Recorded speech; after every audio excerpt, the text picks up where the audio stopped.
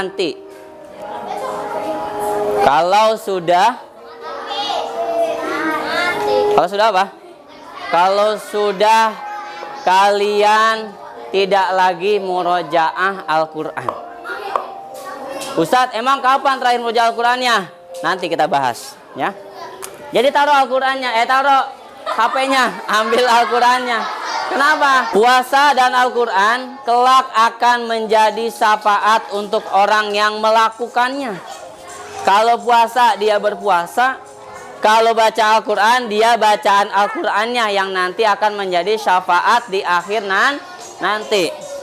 Coba, siapa yang punya handphone?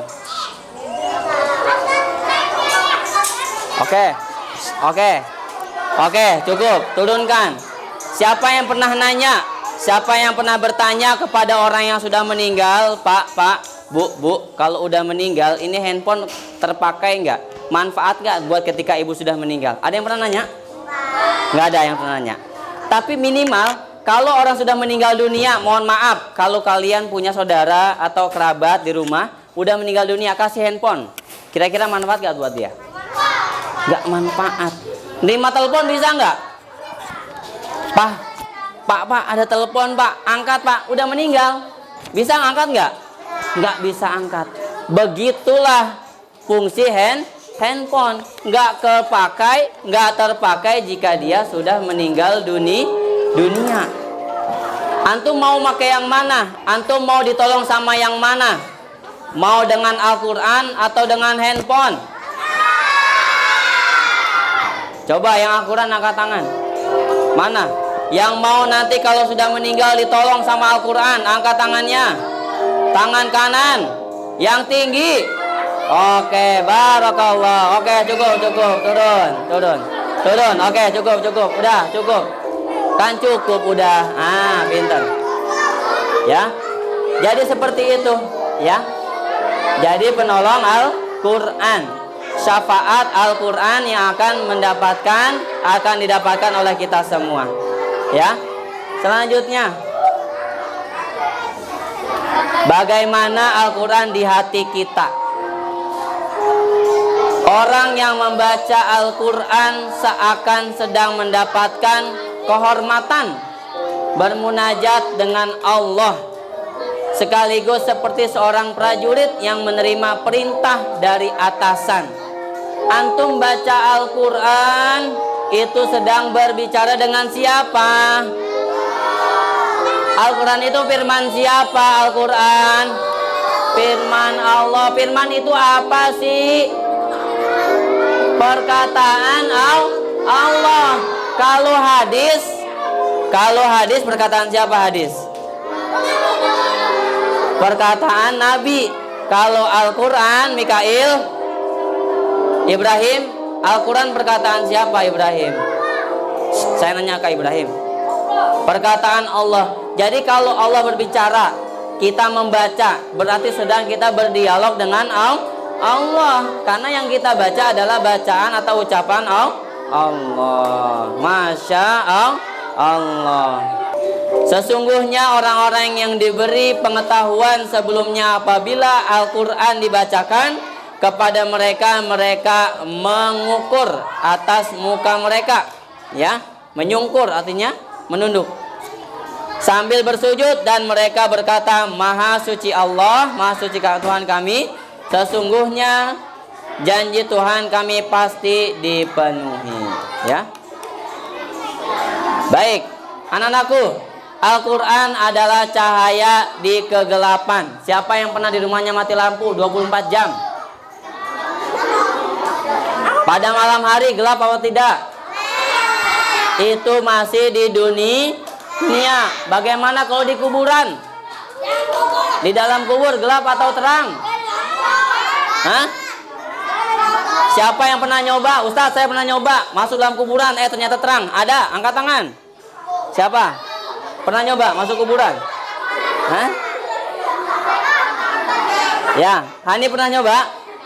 Oh, tadi bicaranya iya, tenang.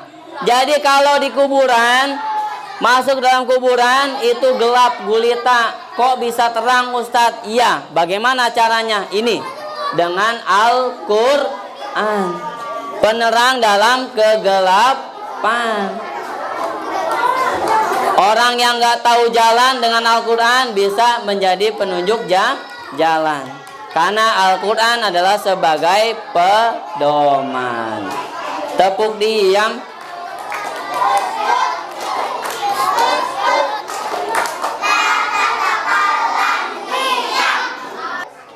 Mendekatimu menjadikan aku tahu. Kak Habibie kelas 3, tahu nggak Habibie kelas 2 sekarang? Tahu nggak? Kok bisa tahu? Kenapa? Dengarkan dulu. Kok bisa tahu kenapa? Karena saling mendekati. Iya. Kok bisa tahu? Ya, Habibie kelas 2 kok bisa kenal sama Habibie kelas 3? Kok bisa kenal? Bisa tahu? Dari mana taunya? Karena saling berdekatan, saling kenalan, maka dia tahu. Kalau bahasa bombastisnya adalah kalau orang sudah saling dekat, maka dia akan otomatis menjadi tahu. Ya, akan menjadi tahu. Begitu juga Al-Quran. Ketika antum mendekati Al-Quran, kenali Al-Quran, baca Al-Quran, maka secara otomatis antum akan kenal sama Al-Quran. Iya, kan Ustadz bilang ini bahasa bombastisnya begitu. Saking kenalnya, saking dekatnya, maka otomatis menjadi kenal. Ya, duduk. Ini perumpamaannya. Terima kasih Kak Habibie. Nah, Al-Quran dia yang akan menyelamatkanmu. Wahai anak-anakku yang soleh-solehah, Al-Quran yang akan menyelamatkan kita semua. Maka oleh karena itu, dari Abu Umamah Al-Bahili, beliau berkata, aku mendengar Rasulullah SAW, bacalah Al-Quran karena Al-Quran akan datang pada hari kiamat nanti sebagai syafaat atau yang menolong kita semua. Dan diantara kehinaan itu engkau hafal ratusan lagu beserta albumnya, namun saat membaca Al-Quran lidahmu kaku dan terbata-bata. Ya. Nah, anak-anakku yang soleh-soleha, lihat ke depan. Tepuk diam.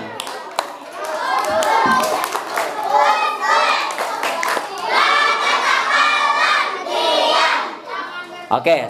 Mengapa perlu menghafal Al-Quran? Kenapa? Pertama, agar kita lebih mendekat atau mudah untuk mengingat ayat-ayatnya. Semakin sering kita mengingat ayat-ayatnya, semakin kita terdorong untuk mengamalkan isinya. Dan pada saat yang sama, kita akan semakin malu berbuat maksiat kepada Allah.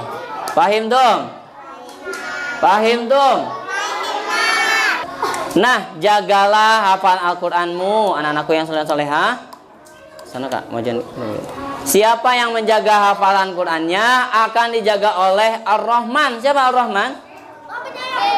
Allah yang Maha Rahman. Ya, Allah Maha Rahman atau tidak? Maha Rahman. Kemudian 3 target menghafal apa saja? Ketika belum hafal, maka targetkan supaya hafal. Ketika sudah hafal, targetkan supaya lancar. Ketika sudah lancar, targetkan supaya istiqomah.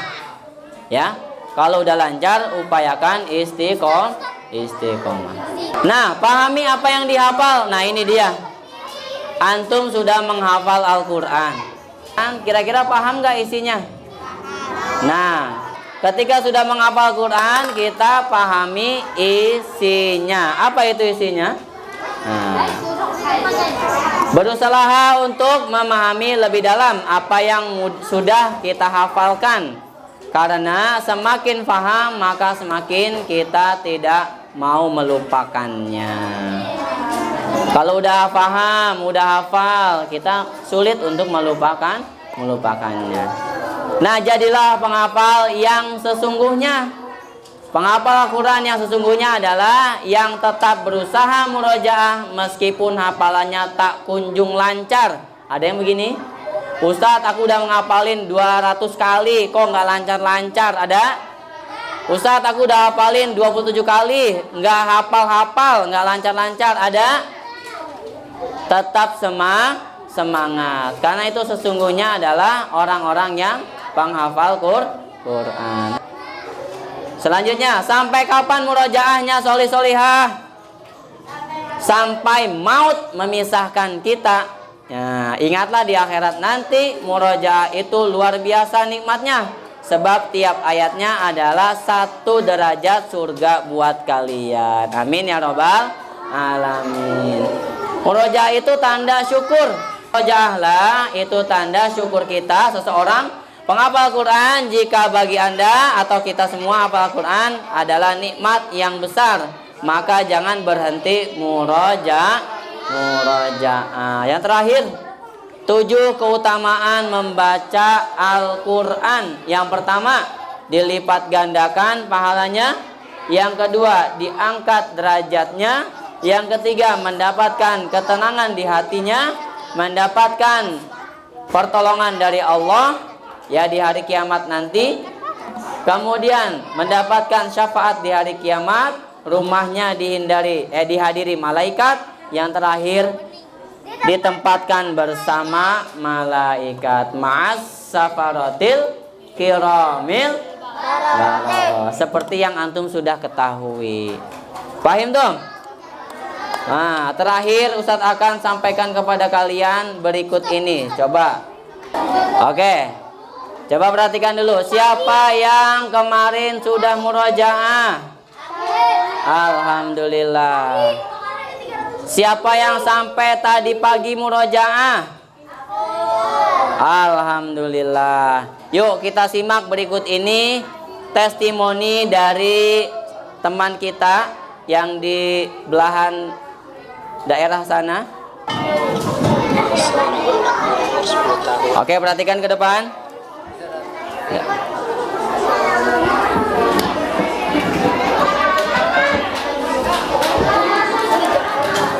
Duduk. Duduk.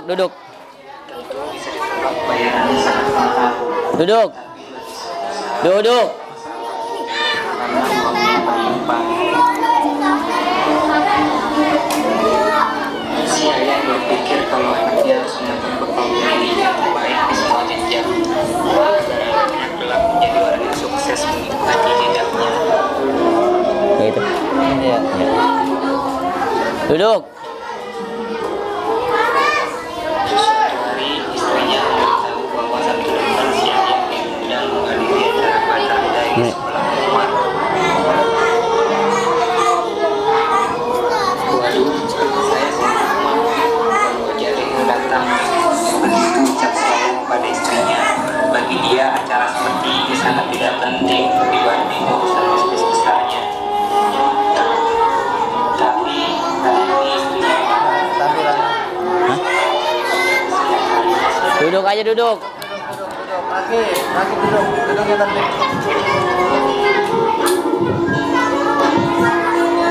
dia malu karena anaknya selalu didampingi ibunya, sedangkan anak-anak yang lain selalu didampingi ayahnya. Karena diancam istrinya, akhirnya si ayah mau hadir meski agak ogah-ogahan. Maternity adalah cara yang tugas khusus di mana anak selalu menunjuk kemampuan yang dipakai ayahnya.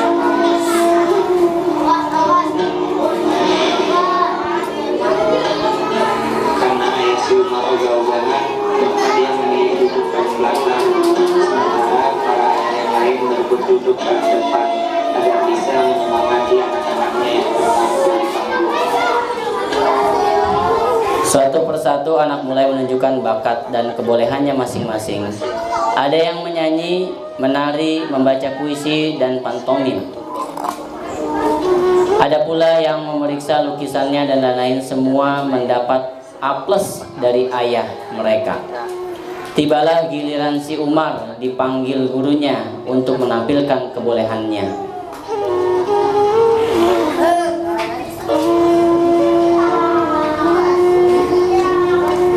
Miss, bolehkah saya panggil Pak Arif? Tanya si Umar kepada gurunya. Pak Arif adalah guru mengaji untuk kegiatan ekstrakurikuler di sekolah itu. Oh, boleh. Begitu jawab gurunya. Dan Pak Arif pun dipanggil ke panggung. Pak Arif, bolehkah Bapak membuka kitab suci Al-Quran surat 78 yaitu An-Naba? Begitu Umar meminta ke bapaknya. Tentu saja boleh, nak, jawab Pak Arif. Tolong Bapak perhatikan, apakah bacaan saya ada yang salah?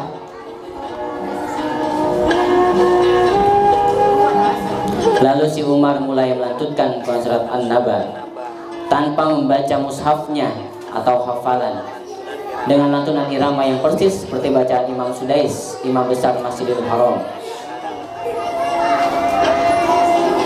Semua hadirin diam dan terpaku mendengarkan bacaan si Umar yang mendayu-dayu, termasuk ayah si Umar yang duduk di belakang.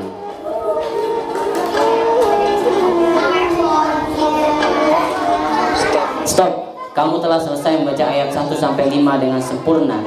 Sekarang coba kamu baca ayat 9. Begitu kata Pak Arif yang tiba-tiba memotong bacaan Umar.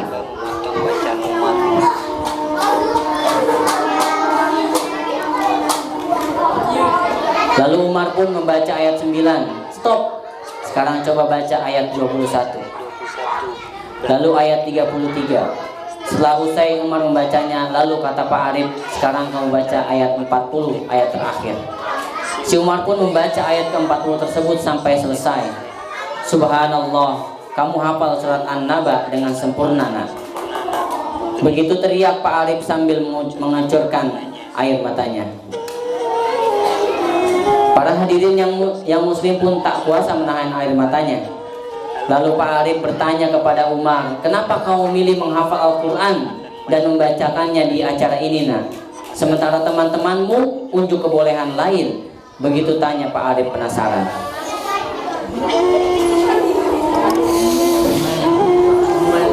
Begini Pak Guru, waktu saya malas mengaji dalam mengikuti pelajaran Bapak menegur saya sambil menyampaikan sabda Rasulullah SAW.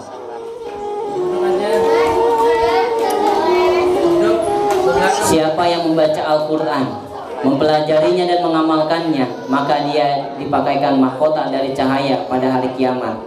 Cahayanya seperti cahaya matahari dan kedua orang tuanya dipakaikan 2 jubah kemuliaan yang tidak pernah didapatkan di dunia.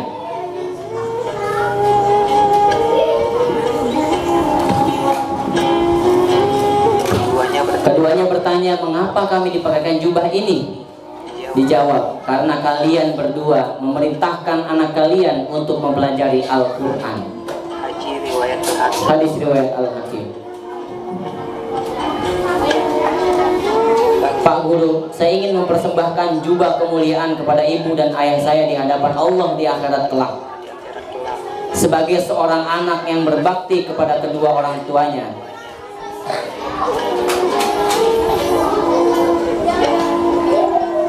Semua orang terkesiap dan tidak mampu membendung air matanya mendengar ucapan anak berumur 10 tahun tersebut. Di tengah suasana hening tersebut, tiba-tiba terdengar teriakan Allahu Akbar dari seseorang yang lari dari belakang menuju ke panggung. Ternyata dia ayah si Umar yang dengan tergopoh-gopoh langsung menubruk sang anak, bersimpuh sambil meluk kaki anaknya. Ampun, maafkan ayah yang selama ini tidak pernah memperhatikanmu, tidak pernah mendidikmu dengan ilmu agama, apalagi mengajarimu membaca Al-Quran, ucap sang ayah sambil menangis di kaki anaknya. Ketawa sih orang nangis ketawa. Ayah menginginkanmu agar kamu sukses di dunia, ternyata kamu malah memikirkan kemuliaan ayah di akhirat kelak. Ayah malu, nak, ujar sang ayah sambil menangis terseduh. Semua jamaah pun terpana dan juga mulai meneteskan air matanya, termasuk saya. Di antara jamaah pun bahkan ada yang tidak bisa menyembunyikan suara isak tangisnya. Luar biasa haru. Luar biasa.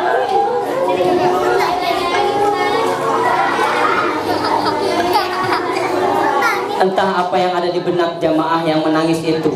Mungkin ada yang merasa berdosa karena telah menelantarkan anaknya. Mungkin merasa bersalah karena lalai mengajarkan agama kepada anaknya.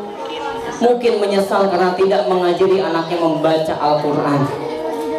Atau merasa berdosa karena malas membaca Al-Quran yang hanya terletak di rak bukunya. Wallahu a'lam bishawab. Terima kasih anak-anakku yang saleh dan saleha. Itu tadi satu kisah yang menginspirasikan kita bahwa orang tua kalian tidak salah memilih sekolah Khairul Ummah sebagai tempat antum bersekolah atau belajar Al-Quran. Karena apa?